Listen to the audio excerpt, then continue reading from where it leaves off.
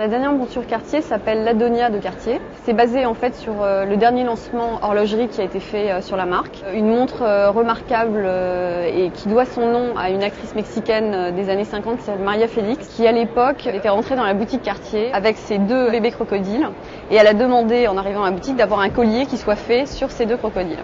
Et basé sur cette histoire de ce collier superbe sur ce timbre reptilien est née la montre l'Adonia qui a été lancée cette année. Et en lunettes, on a repris ce maillon de la montre sur une or massive. Donc on a une collection d'or massif qui est déclinée ici en 3 types d'or, or jaune, or rose et or blanc. Et on a une monture qui est extrêmement simple, mais en même temps un travail semi-artisanal extrêmement complexe au niveau du décor.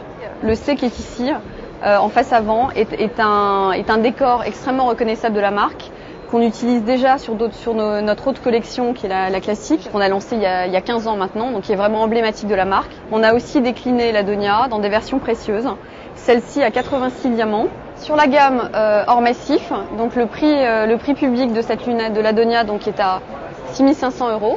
Ensuite, on a donc la version empierrée avec uniquement du tenon, donc celle avec 86 diamants de chaque côté, qui elle est à 26 000 € prix public. Par rapport à l'année dernière, on a vu une recrudescence de demande des opticiens pour des modèles chers. Donc ça veut dire que le luxe se vend et il y a beaucoup moins de contraintes sur des ventes chères finalement que sur des prix sur des produits d'entrée de gamme.